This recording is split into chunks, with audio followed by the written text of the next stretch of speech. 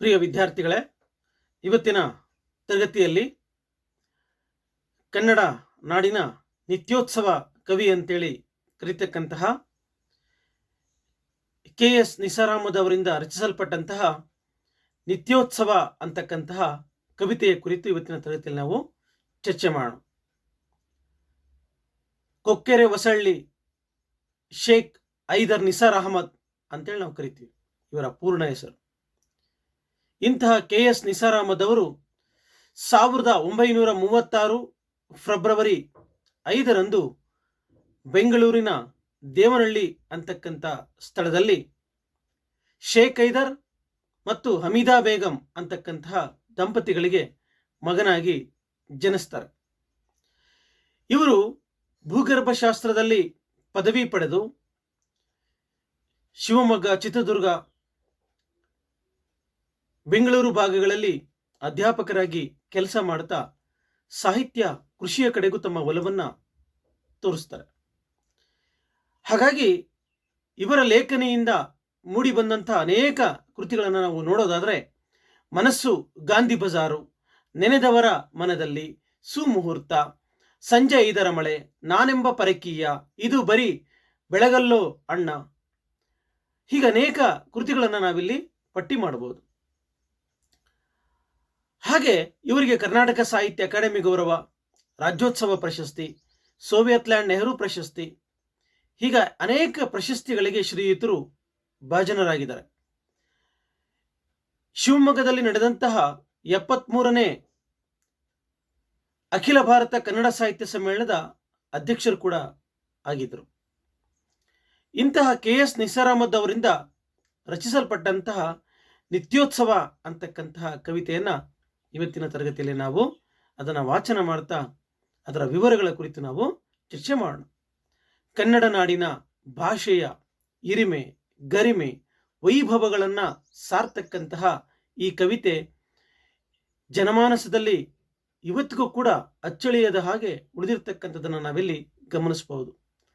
ಕನ್ನಡ ನಾಡಿನ ನಿಸರ್ಗ ಸೌಂದರ್ಯವನ್ನು ಅತ್ಯಂತ ಮನೋಜ್ಞವಾಗಿ ಚಿತ್ರಿಸ್ತಕ್ಕಂತಹ ಕವಿತೆಯಲ್ಲಿ ಕನ್ನಡ ತಾಯಿಗೆ ಪ್ರಕೃತಿ ಮಾತೆಯ ಹಲವು ರೂಪಕಗಳನ್ನು ನೀಡುತ್ತಾ ಸೊಬಗನ್ನು ವರ್ಣಿಸಿರ್ತಕ್ಕಂಥದ್ದನ್ನು ನಾವಿಲ್ಲಿ ಈ ಪದ್ಯಭಾಗದಲ್ಲಿ ಗಮನಿಸ್ತೀವಿ.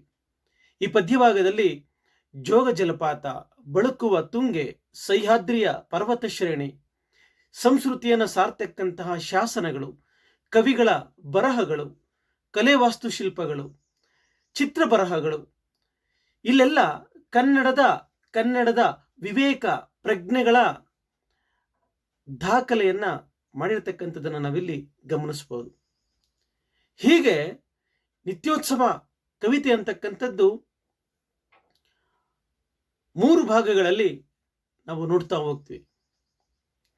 ಒಂದರಲ್ಲಿ ಪ್ರಕೃತಿಯ ವರ್ಣನೆ ಅಂತಕ್ಕಂಥದ್ದು ನಮಗೆ ಕಂಡು ಬಂದರೆ, 2ನೇ ಭಾಗದಲ್ಲಿ ಸಂಸ್ಕೃತಿ, ಕಲೆ ವಾಸ್ತುಶಿಲ್ಪದ ಬಗ್ಗೆ, ಸಾಹಿತ್ಯದ ಬಗ್ಗೆ, ಶಾಸನಗಳ ಬಗ್ಗೆ ಹೊಗಳತಕ್ಕಂಥದ್ದನ್ನು ನಾವು ನೋಡ್ತೀವಿ. ಆನಂತರದಲ್ಲಿ ಸಮಾಜದಲ್ಲಿರ್ತಕ್ಕಂತಹ ಏರುಪೇರುಗಳು, ನಮ್ಮೆಲ್ಲರೊಳಗೆ ಒಗ್ಗಟ್ಟಿನ ಮಂತ್ರದ ಜಪ ಅಂತಕ್ಕಂಥದ್ದು ಮೂಡಬೇಕು ಅಂತಕ್ಕಂತಹ ವಿವರಗಳನ್ನು ಶ್ರೀಯುತರು ತಿಳಿಸ್ತಾರೆ. ನಿತ್ಯೋತ್ಸವ ಅಂತಂದ್ರೆ ನಿತ್ಯವೂ ಉತ್ಸವ ಅಂತಕ್ಕಂಥದ್ದು ಆಗಬೇಕು ಅಂತೇಳಿ ಕವಿ ಹೃದಯ ಹೇಳುತ್ತೆ. ಕೇವಲ ನಾವು ರಾಜ್ಯೋತ್ಸವವನ್ನು ನವೆಂಬರ್ 1ನೇ ತಾರೀಕು ಮಾತ್ರ ಆಚರಿಸಿ ಕೈ ಬಿಡ್ತಕ್ಕಂಥದ್ದಲ್ಲ. ವರ್ಷದ 365 ದಿನವೂ ಕೂಡ ಕನ್ನಡದ ನಾಡು, ನುಡಿ, ಭಾಷೆ, ಸಂಸ್ಕೃತಿಯ ಬಗ್ಗೆ ನಮ್ಮ ಅಭಿಮಾನ ಅಂತಕ್ಕಂಥದ್ದು ನಮ್ಮೊಳಗೆ ಯಾವಾಗಲೂ ಕೂಡ ಅದು ಪ್ರಕಾಶಮಾನವಾಗಿ ಬೆಳೀತಾ ಇರಬೇಕು.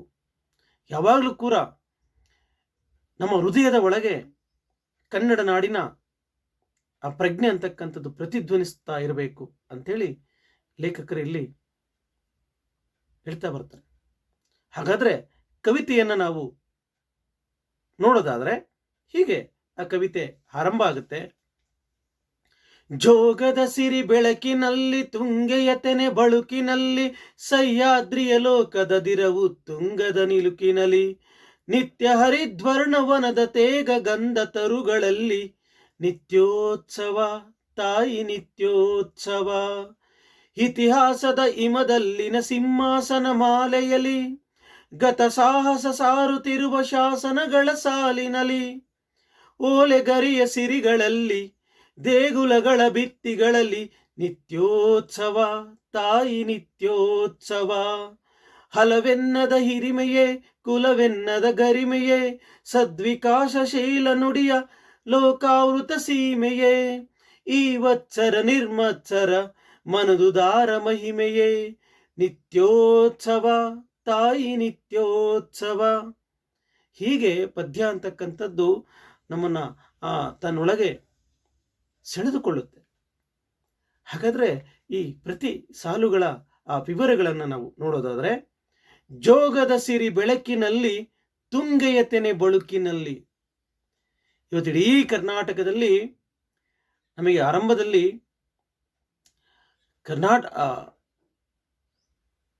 ಒಂದು ಇಡೀ ಕನ್ನಡಿಗರಿಗೆ ಒಂದು ಹಿರಿಮೆಯಾಗಿ ಕಾಣಿಸ್ಕೊಳ್ತಕ್ಕಂಥದ್ದು ಜೋಗ ಜಲಪಾತ. ಆ ಜೋಗ ಜಲಪಾತ ವೈಭವಯುತವಾಗಿ ಕೆಳಗೆ ಬೀಳ್ತಕ್ಕಂತಹ ಆ ರಮಣೀಯ ದೃಶ್ಯ ಆಗಿರ್ಬೋದು, ಅದೇ ಜೋಗ ಜಲಪಾತದಿಂದ ನಾವು ವಿದ್ಯುತ್ತನ್ನು ಪಡಿತಕ್ಕಂಥದ್ದಾಗಿರ್ಬೋದು, ಆ ಬೆಳಕಿನ ಒಳಗೆ ಇವತ್ತು ಕನ್ನಡ ನಾಡು ಅಂತಕ್ಕಂಥದ್ದು ಬೆಳಗ್ತಾ ಇದೆ. ಆ ಜೋಗ ಜಲಪಾತ ಅಂತಕ್ಕಂಥದ್ದು ಕನ್ನಡಿಗರ ಒಂದು ಹೆಮ್ಮೆಯ ಪ್ರಕೃತಿ ವೈಭವದ ಸಂಕೇತವಾಗಿ ಇಲ್ಲಿ ಏನ್ ಮಾಡ್ತಾರೆ ಕವಿ ಹೇಳ್ತಕ್ಕಂಥದ್ದನ್ನ ನೋಡ್ತೀವಿ. ಒಂದು ಕಡೆಗೆ ನಾವು ಜೋಗ ಜಲಪಾತವನ್ನು ನೋಡ್ತೀವಿ, ಇನ್ನೊಂದು ಕಡೆಗೆ ತುಂಗೆ ವೈಭವಯುತವಾಗಿ ಕಾನನದ ನಡುವೆ ಅರಣ್ಯದ ಒಳಗೆ ಅರಿತಾ ಇರತಕ್ಕಂತಹ ಅದೃಶ್ಯವನ್ನ ಕಟ್ಕೊಡ್ತಾರೆ.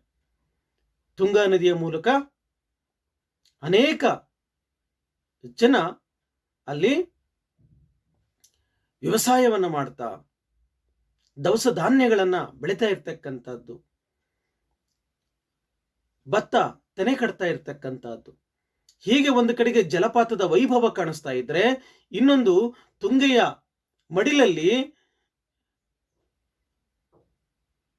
ಧಾನ್ಯಗಳು ವೈಭವಿತವಾಗಿ ಅವು ಒಂದು ಕಡೆಯಿಂದ ಇನ್ನೊಂದು ಕಡೆಗೆ ಏನ್ ಮಾಡ್ತಿದ್ದಾವೆ, ಗಾಳಿಗೆ ತೂಗ್ತಾ ಇದ್ದಾವೆ, ತೂಗುಯ್ಯಾಲೆ ಆಡ್ತಾ ಇದ್ದಾವೆ. ಒಂದು ಕಡೆಗೆ ಫಲವಂತಿಕೆಯಿಂದ ತುಂಬಿರ್ತಕ್ಕಂತಹ ತೆನೆಗಳು, ಇನ್ನೊಂದು ಕಡೆಗೆ ಜೋಗ ಜಲಪಾತದ ಆ ವೈಭವ ಅಂತಕ್ಕಂಥದ್ದು ಆ ಸಿರಿಯನ್ನ ಆ ವೈಭವವನ್ನ ಇಲ್ಲಿ ಕಟ್ಕೊಡ್ತಾರೆ.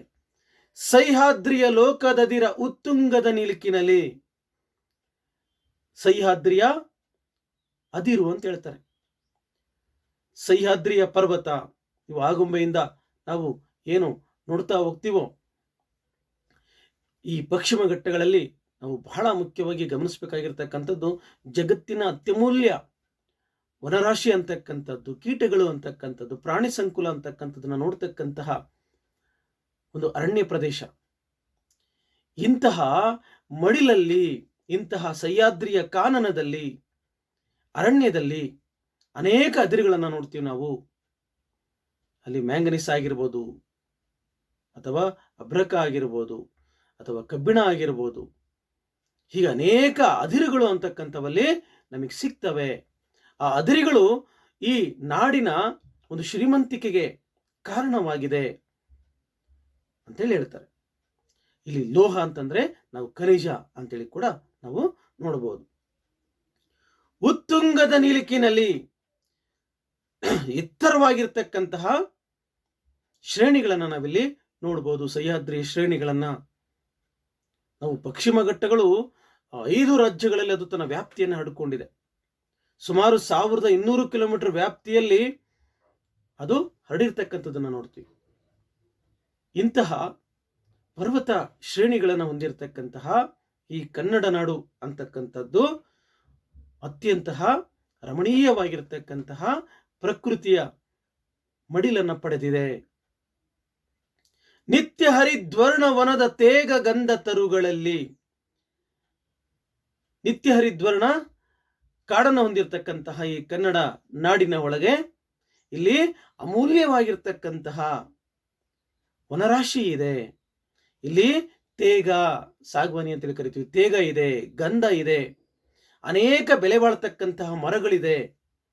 ಇಲ್ಲಿ ಅತಿ ಹೆಚ್ಚು ಗಂಧ ಸಿಗೋದಕ್ಕೆ ನಮ್ಮ ಈ ರಾಜ್ಯವನ್ನ ಶ್ರೀಗಂಧದ ನಾಡು ಅಂತೇಳಿ ಕರಿತೀವಿ. ಅತಿ ಹೆಚ್ಚು ಇಲ್ಲಿ ಚಂದನ, ಶ್ರೀಗಂಧ ಅಂತಕ್ಕಂಥದ್ದು ಸಿಗುತ್ತೆ.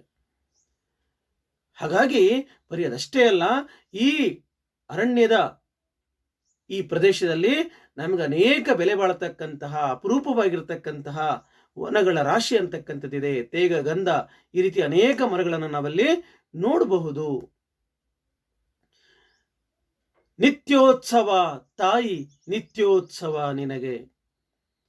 ಪ್ರತಿದಿನ ಕೂಡ ಕೇವಲ ಒಂದು ದಿನ ನಾನು ನಿನ್ನ ಉತ್ಸವವನ್ನು ಆಚರಿಸಲ್ಲ, ನಿತ್ಯ ಉತ್ಸವ, ಪ್ರತಿದಿನವೂ ಕೂಡ ನಿನ್ನ ಉತ್ಸವವನ್ನು ನಾವು ಮಾಡಬೇಕು. ಹೀಗೆ ಮೊದಲ ಆ ಪದ್ಯ ಭಾಗದಲ್ಲಿ ಆ ಪ್ರಕೃತಿಯ ವೈಭವವನ್ನ, ಜಲಸಿರಿಯನ್ನ, ಮಣ್ಣಿನ ಆ ಖನಿಜದ ವೈಭವವನ್ನ ಇಲ್ಲಿ ಲೇಖಕರು ಹೇಳ್ತಕ್ಕಂಥದ್ದನ್ನು ನಾವಿಲ್ಲಿ ನೋಡಬಹುದು. ಮುಂದಿನ ಭಾಗದಲ್ಲಿ ಇತಿಹಾಸದ ಹಿಮದಲ್ಲಿನ ಸಿಂಹಾಸನ ಮಾಲೆಯಲ್ಲಿ. ಇತಿಹಾಸ, ನೀವು ಈ ಭೂಮಿಯ ಒಳಗೆ ಅಡಗಿರ್ತಕ್ಕಂತಹ ಭೂಮಿಯ ಉದ್ದಗಲಕ್ಕೂ ಕೂಡ ಅನೇಕ ಸ್ಮಾರಕಗಳು, ಪಳೆಯುಳಿಕೆಗಳು ಅನೇಕ ಇವೆ. ಹಾಗಾಗಿ ಈ ಕರ್ನಾಟಕಕ್ಕೆ ಒಂದು ದೊಡ್ಡ ಇತಿಹಾಸ ಅಂತಕ್ಕಂಥದ್ದಿದೆ. ಇಲ್ಲಿ ಅನೇಕ ಜನರು ಬಾಳಿ ಬದುಕಿ ಹೋಗಿದ್ದಂತಹ ಸ್ಥಳ ಇದು. ಇಡೀ ಭಾರತಕ್ಕೆ ಕರ್ನಾಟಕ ಸಂಸ್ಕೃತಿ ಅಂತಕ್ಕಂಥದ್ದು ತನ್ನದೇ ಆಗಿರ್ತಕ್ಕಂತಹ ಮಹತ್ವವನ್ನ ಹೊಂದಿರತಕ್ಕಂತಹ ಭಾಗವಿದು. ಇಂತಹ ಕರ್ನಾಟಕವನ್ನ ಕದಂಬರಿಂದ, ಗಂಗರು, ಬಾದಾಮಿ ಚಾಲುಕ್ಯರು, ಹೊಯ್ಸಳರು, ರಾಷ್ಟ್ರಕೂಟರು, ವಿಜಯನಗರ ಸಾಮ್ರಾಜ್ಯ, ಮೈಸೂರು ಮನೆತನಗಳು, ಹೀಗೆ ಅನೇಕ ರಾಜವಂಶಗಳು ಆಳಿ ಹೋಗಿರ್ತಕ್ಕಂತಹ ಸ್ಥಳ ಇದು. ಹಾಗಾಗಿ ಇಂತಹ ಭೂಮಿಯಲ್ಲಿ ನಮಗೆ ಹೋರಾಟದ, ಆ ವೀರತ್ವದ, ಆ ಶೌರ್ಯದ ಅನೇಕ ಸಂಗತಿಗಳು ನಮಗೆ ಒಂದು ಹಿರಿಮೆಯನ್ನ, ಒಂದು ಗರಿಮೆಯನ್ನ ತಂದಿರತಕ್ಕಂಥದ್ದನ್ನು ನಾವಿಲ್ಲಿ ಸ್ಮರಿಸಬೇಕು. ಗತ ಸಾಹಸ ಸಾರುತ್ತಿರುವ ಶಾಸನಗಳ ಸಾಲಿನಲ್ಲಿ.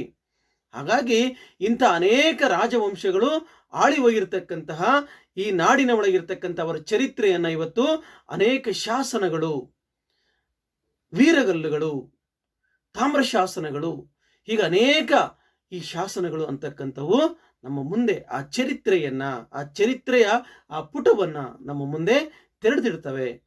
ಹಾಗಾಗಿ ಗತ ಸಾಹಸ, ಇಂದಿನ ಪುರಾತನವಾಗಿರ್ತಕ್ಕಂಥ ಇತಿಹಾಸ ಏನಿದೆಯೋ ಆ ಇತಿಹಾಸ ಅಂತಕ್ಕಂಥದ್ದನ್ನ ಇವತ್ತಿನ ಅನೇಕ ಶಾಸನಗಳು ಅದರ ಮೇಲೆ ಬೆಳಕನ್ನು ಚೆಲ್ತವೆ. ಕಲ್ಲಿನ ಮೇಲೆ ಬರೆದಿರ್ತಕ್ಕಂತಹ ಬರಹವನ್ನ ನಾವೇನಂತ ಕರಿತೀವಿ? ಶಾಸನ ಅಂತೇಳಿ ಕರಿತೀವಿ. ಇಂತಹ ಕಲ್ಲಿನ ಮೇಲೆ ಬರೆದಿರ್ತಕ್ಕಂತಹ ಬರಹವನ್ನ ನಾವು ಶಾಸನ ಅಂತೇಳಿ ಕರಿತೀವಿ. ಅಲ್ಮಿಡಿ ಶಾಸನ, ಬಾದಾಮಿ ಶಾಸನ, ಹೀಗೆ ತಮಟಕಲ್ಲು ಶಾಸನ, ಹೀಗೆ ಕನ್ನಡ ನಾಡಿನ ಅನೇಕ ಶಾಸನಗಳು ಕನ್ನಡ ನಾಡು ನುಡಿ, ಇಲ್ಲಿನ ಸಂಸ್ಕೃತಿಯ ಒಂದು ಪ್ರತಿಬಿಂಬವಾಗಿ ಅವು ನಮ್ಮ ಮುಂದೆ ಇದೆ. ಹಾಗಾಗಿ ಆ ಶಾಸನಗಳು ಕನ್ನಡ ನಾಡಿನ ಇತಿಹಾಸದ ಆ ಗತ ವೈಭವವನ್ನ, ಆ ಗತ ವೈಭವದ ಮೇಲೆ ಬೆಳಕನ್ನು ಚೆಲ್ತಕ್ಕಂಥದ್ದನ್ನು ನಾವಿಲ್ಲಿ ಗಮನಿಸಬಹುದು ಅಂತೇಳಿ ಲೇಖಕರು ಹೇಳ್ತಾ ಹೋಗ್ತಾರೆ. ಓಲೆಗರಿಯ ಸಿರಿಗಳಲ್ಲಿ, ದೇಗುಲಗಳ ಭಿತ್ತಿಗಳಲ್ಲಿ ನಿತ್ಯೋತ್ಸವ ತಾಯಿ, ನಿತ್ಯೋತ್ಸವ ನಿನಗೆ. ಅಷ್ಟೇ ಅಲ್ಲ, ಇಂದಿನ ಕಾಲದಲ್ಲಿ ಅನೇಕ ಕವಿವರಿಯರು ಈ ತಾಳೆಗರಿಗಳಲ್ಲಿ ಅವರು ಅನೇಕ ಸಂಗತಿಗಳನ್ನು ಬರೆದಿರ್ತಾ ಇದ್ರು. ಅನೇಕ ಕಾವ್ಯಗಳು ಈ ತಾಳೆಗರಿಗಳಲ್ಲಿ ರಚನೆ ಆಗ್ತಾ ಇದ್ದು, ಅನೇಕ ಶಾಸ್ತ್ರದ ಬರಹಗಳನ್ನು ನಾವು ಈ ಓಲೆಗರಿಗಳಲ್ಲಿ ನಾವು ನೋಡ್ತಾ ಹೋಗ್ತೀವಿ. ಹಾಗಾಗಿ ಈ ನಾಡಿನ ಒಳಗೆ ಈ ತಾಳೆಗರಿಯ ಸಂಪತ್ತು ಅಂತಕ್ಕಂಥದ್ದನ್ನು ನಾವು ನೋಡಬಹುದು. ಈ ತಾಳೆಗರಿಯ ಆ ಸಂಪತ್ತಿನ ಒಳಗೆ ಈ ನಾಡಿನ ಸಾಹಿತ್ಯ, ಈ ನಾಡಿನ ಸಂಸ್ಕೃತಿ, ಈ ನಾಡಿನ ಇತಿಹಾಸ ಅಂತಕ್ಕಂಥದ್ದು ದಾಖಲಾಗಿವೆ.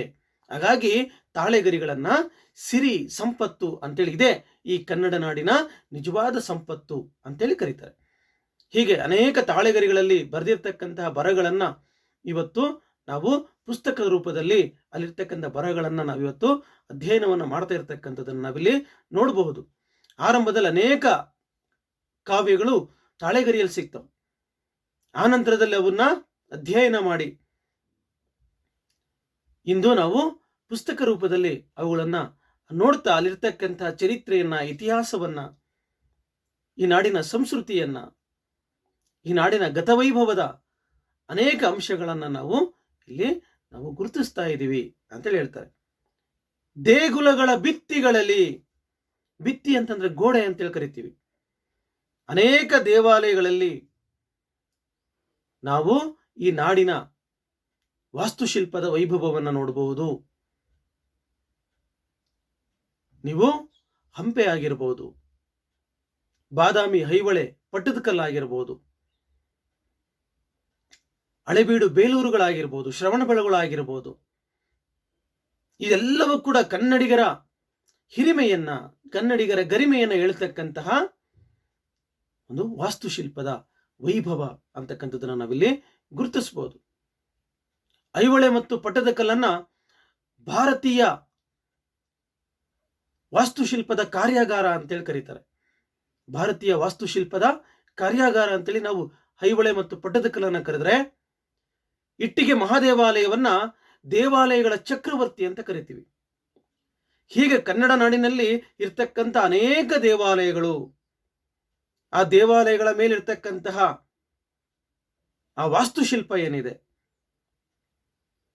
ಅದು ಕನ್ನಡ ನಾಡಿನ ಇತಿಹಾಸದ ಆ ಗತ ವೈಭವವನ್ನ ಸಾರ್ತಕ್ಕಂಥದ್ದನ್ನು ನಾವಿಲ್ಲಿ ನೋಡಬಹುದು.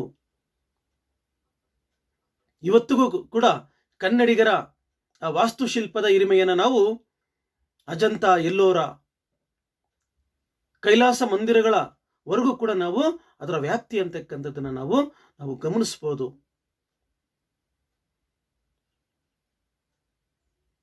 ಹೀಗೆ ನಾವು ಪ್ರತಿದಿನವೂ ಕೂಡ ನಮ್ಮ ಇತಿಹಾಸವನ್ನ, ಅಲ್ಲಿನ ನಮ್ಮ ಸಾಹಸ, ಕನ್ನಡಿಗರ ಬಗೆಗಿರ್ತಕ್ಕಂತಹ ಬದುಕಿನ ವಿವರಗಳು, ತಾಳೆಗರಿಗಳಲ್ಲಿ, ದೇಗುಲಗಳಲ್ಲಿ ಇರ್ತಕ್ಕಂತಹ ಈ ಕರ್ನಾಟಕ ಇತಿಹಾಸವನ್ನ ನೆನೆತಕ್ಕಂಥದ್ದು, ಅಭಿಮಾನದಿಂದ ನಾವು ಸ್ಮರಿಸ್ತಕ್ಕಂಥದ್ದು ಬಹಳ ಮುಖ್ಯ. ಇದು ಕೇವಲ ಒಂದು ದಿನದಲ್ಲಿ ನಾವು ಕೇಳಿ ಹಾಡಿ ಬಿಡ್ತಕ್ಕಂಥದ್ದಲ್ಲ. ನಮ್ಮ ಮನದಲ್ಲಿ ಈ ಇತಿಹಾಸದ ಗತವೈಭವ ಅಂತಕ್ಕಂಥದ್ದು ಪ್ರತಿದಿನವೂ ಕೂಡ ಸ್ಮರಿಸ್ತಾ ಇರಬೇಕು. ಆ ಸಂಸ್ಕೃತಿಯ ಬಗ್ಗೆ, ಈ ನಾಡಿನ ಬಗ್ಗೆ ಒಂದು ಗೌರವ ಅಂತಕ್ಕಂಥದ್ದು ಕನ್ನಡಿಗರ ಒಳಗೆ ಜಾಗೃತವಾಗಬೇಕು. ಅವರಲ್ಲಿ ವಿವೇಕ ಪ್ರಜ್ಞೆ ಅಂತಕ್ಕಂತಹದ್ದು ಬೆಳಿಬೇಕು ಅಂತೇಳಿ ಇಲ್ಲಿ ಶ್ರೀಯುತರು ಹೇಳ್ತಕ್ಕಂಥದ್ದನ್ನು ನಾವಿಲ್ಲಿ ನೋಡ್ತೀವಿ. ಹೀಗೆ ಅನೇಕ ಶಾಸನಗಳು, ಕೃತಿಗಳು ನಾಡಿನ ಎಲ್ಲೆಯನ್ನ, ಕನ್ನಡಿಗರ ಜೀವನದ ಮೇಲೆ, ಕನ್ನಡಿಗರ ಸಂಸ್ಕೃತಿಯ ಮೇಲೆ, ಸಂಗೀತದ ಮೇಲೆ, ವಾಸ್ತುಶಿಲ್ಪದ ಮೇಲೆ ಅನೇಕ ಪ್ರಭಾವವನ್ನು ಬೀರಿರ್ತಕ್ಕಂಥ ಅಂಶಗಳನ್ನು ನಾವಿಲ್ಲಿ ಗುರುತಿಸಬಹುದು. ಕವಿರಾಜ ಮಾರ್ಗ ಅಂತಕ್ಕಂಥ ಕೃತಿ ಕನ್ನಡ ನಾಡಿನ ಎಲ್ಲೆ, ಕನ್ನಡಿಗರ ಮನಸ್ಥಿತಿಯ ಬಗ್ಗೆ, ಅವರ ಬುದ್ಧಿವಂತಿಕೆಯ ಬಗ್ಗೆ ಹೇಳ್ತಕ್ಕಂಥದ್ದನ್ನು ನಾವಿಲ್ಲಿ ನೋಡಬಹುದು. ಪಂಪತನ ಕೃತಿಯಲ್ಲಿ ಬನವಾಸಿಯ ವರ್ಣನೆ ಅಂತಕ್ಕಂಥದ್ದು ನಾವಿಲ್ಲಿ ಗಮನಿಸಬಹುದು. ಹೀಗೆ ಅನೇಕ ಕವಿಗಳು ಕೂಡ ತಮ್ಮ ಪ್ರಾಂತ್ಯವನ್ನ, ಈ ನಾಡಿನ ವಿಸ್ತಾರವನ್ನ, ಅವತ್ತಿನ ಕಾಲದ ಕನ್ನಡಿಗರ ಜೀವನ ವಿಧಾನವನ್ನ ಕುರಿತು ಹೇಳ್ತಕ್ಕಂಥದ್ದನ್ನು ನಾವಿಲ್ಲಿ ಬಹಳ ಮುಖ್ಯವಾಗಿ ಸ್ಮರಿಸಬೇಕು, ನೆನೆಸ್ಕೋಬೇಕು.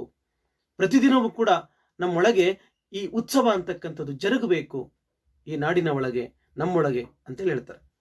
ಇನ್ನು ಕೊನೆ ಭಾಗವನ್ನು ನೋಡೋದಾದ್ರೆ, ಹಲವೆನ್ನದ ಹಿರಿಮೆಯೇ ಕುಲವೆನ್ನದ ಗರಿಮೆಯೇ.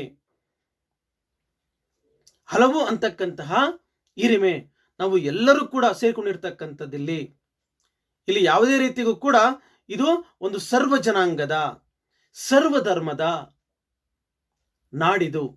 ಇಲ್ಲಿ ಶ್ರೇಷ್ಠ ಮತ್ತು ಕನಿಷ್ಠ ಅಂತಕ್ಕಂತಹ ವ್ಯತ್ಯಾಸಗಳು ಇಲ್ಲೇ ಇರ್ತಕ್ಕಂತಹ, ಇಲ್ಲಿ ಎಲ್ಲರೂ ಕೂಡ ಒಂದೇ, ನಾವೆಲ್ಲರೂ ಕೂಡ ಕನ್ನಡಿಗರು. ನಮ್ಮೊಳಗೆ ಕನ್ನಡತನ ಅಂತಕ್ಕಂಥದ್ದು ಬೆಳಿಬೇಕು. ಇಲ್ಲಿ ಹಲವು ಅಂತಕ್ಕಂತಹ ಭಿನ್ನಾಭಿಪ್ರಾಯಗಳು ಮೂಡಬಾರದು. ನಾವೆಲ್ಲರೂ ಒಂದು ಅಂತಕ್ಕಂತಹ ಹಿನ್ನೆಲೆಯಲ್ಲಿ ನಾವು ಬದುಕನ್ನು ರೂಪಿಸ್ಕೋಬೇಕು. ನಾಳಿನ ಬದುಕಿಗಾಗಿ ನಾವೆಲ್ಲ ಒಗ್ಗಟ್ಟಾಗಬೇಕು ಅಂಥೇಳಿ ಲೇಖಕರು ಹೇಳ್ತಾರೆ. ಸದ್ವಿಕಾಸಶೀಲ ನುಡಿಯ ಲೋಕಾವೃತ ಸೀಮೆಯೇ, ಇದೇ ನಮ್ಮ ನಿಜವಾದ ವಿಕಾಸಕ್ಕೆ ಕಾರಣವಾಗುತ್ತೆ. ಸದ್ವಿಕಾಸ, ಉತ್ತಮ ರೀತಿಯ ವಿಕಾಸಕ್ಕೆ, ಬೆಳವಣಿಗೆಗೆ ಅದು ಕಾರಣವಾಗುತ್ತೆ. ಇಂತಹ ಕನ್ನಡ ನುಡಿಯನ್ನ ಬಳಸ್ತಕ್ಕಂತಹ ಪ್ರದೇಶವೇ ನಾವು ಇವತ್ತು ಕರ್ನಾಟಕ ಅಂತೇಳಿ ಕರಿತಾ ಇದ್ದೇವೆ. ಸೀಮೆ ಅಂತಂದ್ರೆ ನಾಡು, ಪ್ರದೇಶ ಅಂತಕ್ಕಂಥ ಅರ್ಥವನ್ನ ಹೇಳುತ್ತೆ. ಹಾಗಾಗಿ ಇಂತಹ ವಿಕಾಸವನ್ನ, ಉತ್ತಮ ಬೆಳವಣಿಗೆಯನ್ನ ಹೊಂದಿರ್ತಕ್ಕಂತಹ, ಕನ್ನಡ ನುಡಿಯನ್ನ ಹೊಂದಿರ್ತಕ್ಕಂತಹ ಈ ನಾಡು ಕನ್ನಡ ನಾಡು, ಈ ಕನ್ನಡ ನಾಡನ್ನ ನಾವೆಲ್ಲರೂ ಕೂಡ ಕಟ್ಟಬೇಕಾಗಿದೆ. ಇನ್ನಷ್ಟು ಬಲಿಷ್ಠವಾಗಿ ಮನಸ್ಸುಗಳನ್ನ ಬೆಸಿಬೇಕಾಗಿದೆ ಅಂತೇಳಿ ಹೇಳ್ತಾರೆ. ಈ ವತ್ಸರ ನಿರ್ಮತ್ಸರ ಮನದುದಾರ ಮಹಿಮೆಯೇ. ವತ್ಸರ ಅಂತಂದ್ರೆ ಇಲ್ಲಿ ಮಕ್ಕಳು ಅನ್ನೋ ಅರ್ಥನೂ ಕೂಡ ಬರುತ್ತೆ. ಇನ್ನೊಂದು ಅರ್ಥದಲ್ಲಿ ವರ್ಷ ಅಂತಕ್ಕಂಥ ಅರ್ಥವನ್ನು ಕೂಡ ಇದು ಸೂಚಿಸುತ್ತೆ. ಇಲ್ಲಿರ್ತಕ್ಕಂಥ ಮಕ್ಕಳಲ್ಲಿ ದ್ವೇಷವನ್ನ ಬಿತ್ತದೆ. ಈ ನಾಡಿನ ಬಗೆಗಿನ ಅಭಿಮಾನವನ್ನ ಬೆಳೆಸಬೇಕು. ಈ ನಾಡಿನ ಸಾಂಸ್ಕೃತಿಕ ವೈಭವವನ್ನ, ಇತಿಹಾಸದ ಗತವೈಭವವನ್ನ, ಈ ನಾಡಿನ ಆ ಪ್ರಕೃತಿಯ ವಿವರಗಳನ್ನ ಮಕ್ಕಳೊಳಗೆ ಜಾಗೃತಗೊಳಿಸಿ ಅವರೊಳಗೆ ದ್ವೇಷವಿಲ್ಲದೆ ಇರತಕ್ಕಂತಹ ಒಂದು ಉತ್ತಮ ಗುಣವನ್ನ, ಚಾರಿತ್ರ್ಯವನ್ನ ಬೆಳೆಸ್ತಕ್ಕಂಥದ್ದು ಪ್ರತಿಯೊಬ್ಬರ ಆದ್ಯ ಕರ್ತವ್ಯ. ಹಾಗಾಗಿ ಹೀಗೆ ನಾವು ಪ್ರತಿದಿನವೂ ಕೂಡ ನಿತ್ಯೋತ್ಸವ ತಾಯಿ, ನಿತ್ಯೋತ್ಸವ ನಿನಗೆ. ಹಾಗಾಗಿ ತಾಯಿಯನ್ನ, ಭುವನೇಶ್ವರಿಯನ್ನ, ಕನ್ನಡಾಂಬೆಯನ್ನ ನೆನೆಸ್ತಾ ಕನ್ನಡಿಗರು ಒಂದಾಗಬೇಕು. ನಾಡು, ನುಡಿ, ಭಾಷೆ, ಜಲ ಈ ತರದ ವಿಚಾರಗಳಲ್ಲಿ ಒಗ್ಗಟ್ಟನ್ನು ತೋರಿಸ್ತಕ್ಕಂತಹ ಈ ಕರ್ನಾಟಕ ಸಂಸ್ಕೃತಿಯನ್ನ ಬೆಳೆಸ್ತಕ್ಕಂತಹ, ಇನ್ನಷ್ಟು ಭದ್ರವಾಗಿ ನೆಲೆಯೂರುವ ಹಾಗೆ ಮಾಡತಕ್ಕಂತಹ ಒಂದು ಗುರುತರವಾಗಿರ್ತಕ್ಕಂಥ ಜವಾಬ್ದಾರಿ ಅಂತಕ್ಕಂಥದ್ದು 6.5 ಕೋಟಿ ಕನ್ನಡಿಗರ ಜವಾಬ್ದಾರಿಯಾಗಿದೆ. ಕರ್ನಾಟಕದ ಒಳಗೂ, ಕರ್ನಾಟಕದ ಹೊರಗೂ ಹಾಗೂ ಭಾರತದ ಹೊರಗೂ ನೆಲೆಸಿರ್ತಕ್ಕಂತಹ ಕನ್ನಡಿಗರೆಲ್ಲರೂ ಕೂಡ ಒಂದಾಗಬೇಕು. ನಾವೆಲ್ಲರೂ ಕೂಡ ಕನ್ನಡ ತನವನ್ನ, ಕನ್ನಡ ವಿವೇಕವನ್ನ, ಕನ್ನಡ ಪ್ರಜ್ಞೆಯನ್ನ ಬೆಳೆಸ್ತಕ್ಕಂತಹ, ಹರಡತಕ್ಕಂತಹ ಕೆಲಸವನ್ನ ಮಾಡಬೇಕು. ಆ ಮೂಲಕ ಕನ್ನಡಾಂಬೆಯ, ಭುವನೇಶ್ವರಿಯ ಉತ್ಸವವನ್ನ ನಾವು ಮಾಡಬೇಕು. ಇಂತಹ ಪ್ರಾಕೃತಿಕ ವೈಭವವನ್ನ, ಇತಿಹಾಸ, ಶಾಸನಗಳು ಹಾಗೂ ಈ ನಾಡಿನ ಸಾಹಿತ್ಯ ಅಂತಕ್ಕಂತಹ ಹಿನ್ನೆಲೆಯಲ್ಲಿ ನಾವು ಎಲ್ಲರೂ ಕೂಡ ಒಂದಾಗುವ ಆ ಪ್ರಾಕೃತಿಕ ವೈಭವವನ್ನ, ಇತಿಹಾಸದ ವೈಭವವನ್ನ, ಸಮಾಜದೊಳಗಿರ್ತಕ್ಕಂತಹ ಒಗ್ಗಟ್ಟನ್ನ ಸ್ಮರಿಸ್ತಾ ನಾವು ಮುಂದೆಜ್ಜೆಯನ್ನು ಇಡಬೇಕು.